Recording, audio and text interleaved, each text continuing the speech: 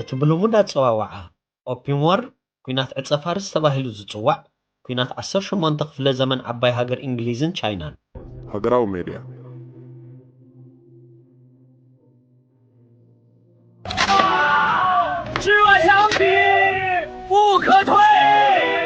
ድሕረ ባይታ ኦፒየም ዋር ትኹረት ዝስሕብን ምስጢራዊ ባህሪ ዘለዎን ኩናት ሰላም ክቡራት ተዓዘብቲ ሎሚ ብዛዕባ ሓደ ንዓለምና ብፍላይ ድማ ንምብራቕ ኤስያን ንዘለኣለም ዝቐየረ ታሪክ ቻይናን ምዕራባውያንን ብደም ዝፀሓፈ ፍጻመ ክንርኢ ኢና እዚ ድማ ናይ ኦፒየም ኩናት ወይ ከዓ ኦፒየም ዋር ይበሃል ብዙሕ ግዜ እዚ ኩናት እዚ ብሰንኪ ንግዲ ሓሽሽ ወይ ኦፒየም ጥራይ ዝተለዓለ ዝመስሎ ሰብ ብዙሕ እዩ ግን ምስጢሩ ካብኡ ዝዓመቐ እዩ እዚ ኩናት እዚ ናይ ክልተ ዓበይቲ ስልጣኔታት ማለት ናይ ሃፅያዊ ቻይናን ተስፋሕፋሒት ዓባይ ብሪጣንያን ናይ ባህሊ ናይ ቁጠባ ናይ ሓይሊ ምስፍሕፋሕን ውፅኢት እዩ ነይሩ ሎሚ ኣብዚ ቪድዮ እቶም ኣብ መፅሓፍቲ ታሪክ ዘይትንከፉ ምስጢራትን ውዲታቶምን ክንገልጽ ኢና ክሳብ መወዳእታ ምሳና ጽንሑ ቀንዲ ትሕዝቶ ቀዳማይ ክፋል እቲ ምስጢራዊ ዓንኬል ንግዲ ኣብ መበል 18 ክፍለ ዘመን ሃፅያዊ ቻይና ስልጣነ ቺንግ ኣብ መላእ ዓለም ኣዝያ ሃብታም ትበሃል ሃገር ነበረት ምዕራባውያን ብፍላይ ድማ እንግሊዝ ካብ ቻይና ሻሂ ፍንጁል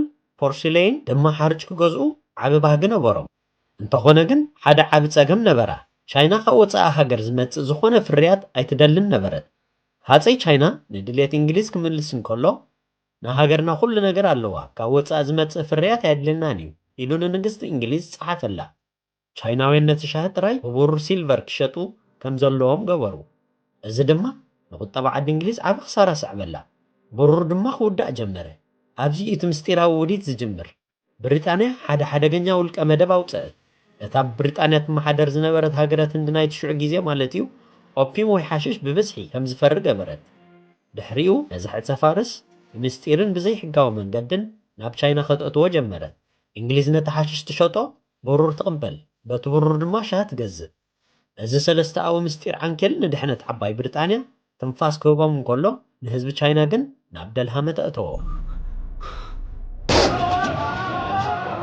ካልኣይ ክፋል እቲ ሕቡእ ዕንወት ኣብ ውሽጢ ሒደት ዓመታት እቲ ምስጢራዊ ንግዲ ኦፒየም ኣስፋሕፊሑ ሚልዮናት ቻይናውያን ካብ ተራ ሰራሕተኛታት ክሳብ ሰበስልጣን ናይ ዝሓሽሽ ኡስራት ወይ ከዓ ኣዲክትድ ኮኑ ቁጠባ ቻይና ተናወፀ እቲ ብሩር ኩሉ ኣብ ኢድ እንግሊዛውያን ክፈስስ ጀመረ ኣብ 1839 ሃፀይ ቻይና ሓደ ቁራፅ ሰብ መዘዘ ንሱ ድማ ሊን ሱፁ ይበሃል ሊን ናብ ከተማ ጓንዙ ካንቶን ብምኻድ ነቲ ምስጢራዊ ኔትዎርክ መሸጣ ሓሽሽ ኣፍረሶ ንእንግሊዛውያን ነጋዶ ኣሲሩ ልዕሊ 1 ሚልዮን ኪሎግራም ኦፒየም ሒዙ ኣብ ባሕር ብጨውን ኖራና እትዩ ኣዕነዎ ሊን ንንግስቲ ቪክቶርያ ንግስቲ እንግሊዝ እውን ሕድገት ዘይብሉ ደብዳቤ ፀሓፈ ንስኺ ብሃገር ክትጥቀመሉ ዘይትፈቕድን ዘይትደልን ከመይ ኢልኪን ኣብ ሃገርና ትሰድዮ ኢሉ ድማ ሓተታ ግን እታ ደብዳቤ ከይበፅሐት ተረፈት ወይ ድማ ብምስጢር ተዓፈነት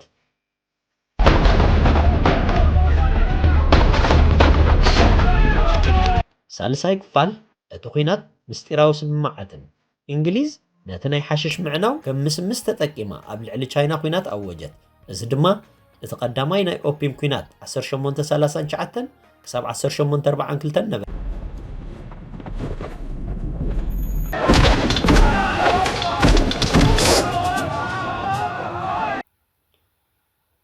እቲ ምስጢር እዚ እዩ እዚ ኩናት እዚ ናይ መሰል ንግዲ ዘይኮነስ ንሓደ ስልጣን ብሓይሊ ብረት ኣንበርኪኽካ ቁጠብኡ ናይ ምቁፅፃር ስልቲ ነበረ ቻይና ብብዝሒ ሰራዊት እኳ እንተነበራ ብሓይሊ ባሕርን ዘመናዊ ብረትን እንግሊዝ ግን ክትወዳደር ኣይከኣለትን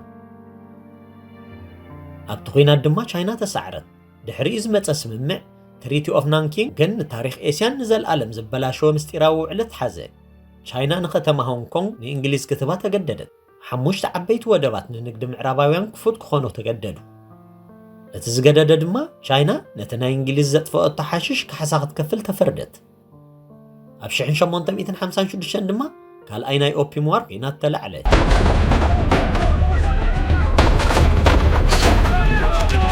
ኣብዚ እዋን እዚ ፈረንሳውን ምስ እንግሊዝ ተሓወሰት እቲ ውፅኢት እቲ ዘደንቕ ናይ ክረምቲ ቤተ መንግስቲ ሳመር ፓላስ ቻይናውያን ብምዕራባውያን ተቓፀለን ተዘርፈን ቻይና ኦፒየም ሕጋዊ ክትገብሮ ተገደደት እዚ ናይ ኦፒየም ኩናት ንቻይናውያን ናይ 100 ዓመት ውርደት ወይ ሴንቹሪ ኦፍ ሂሚሊየሽን ተባሂሉ ይፍለጥ እዚ ፍጻሜ እዚ ቻይና ካብቲ ዝነበረቶ ናይ በይነይ ዓለም እኹል እዩ ዝብላ ተሓሳስባ ወፅያ ንዓለም ብፍርህን ጥርጣረን ክትጥምታ ጀመረት።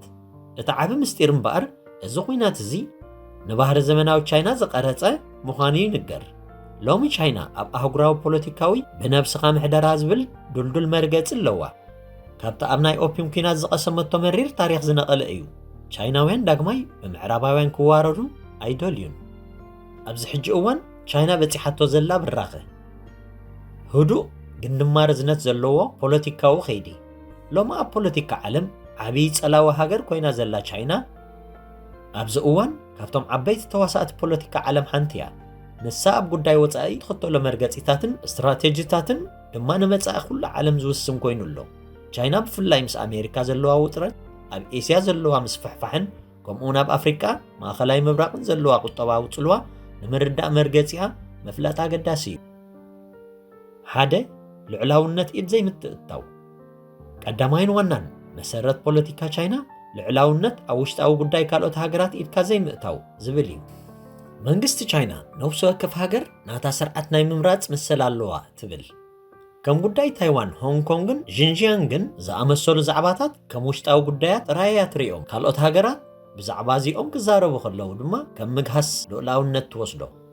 ቻይና ንካልኦት መንግስታት ብፍላይ ኣብ ኣፍሪቃን ኤሽያን ክትሕግዝ እንከላ ከም ምዕራባውያን ሃገራት ዲሞክራሲ ተግብሩ ወይ ሰብኣዊ መሰላት ሓልዉ ዝብል ቅድመ ኩነት ኣይትጥቀምን።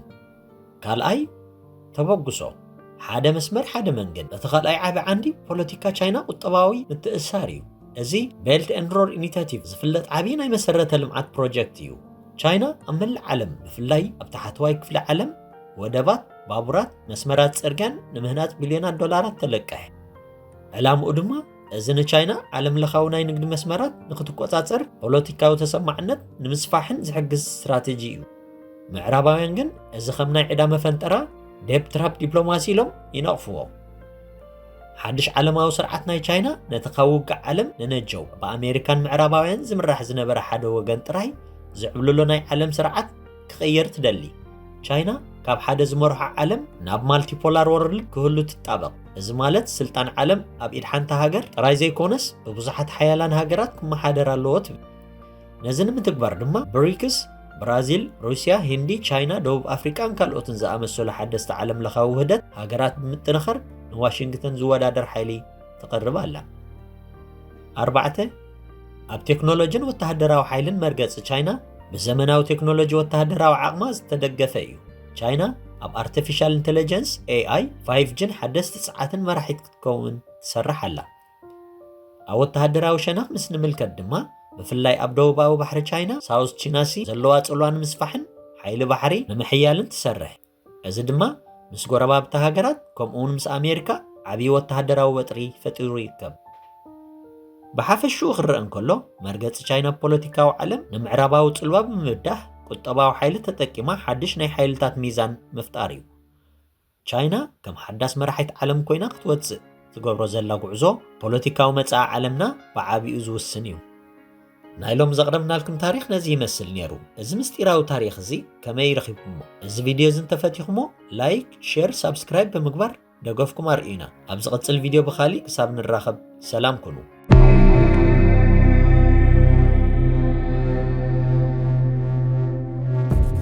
ናሽናል ሚዲያ ዲያስፖራ ሃገራዊ ሚዲያ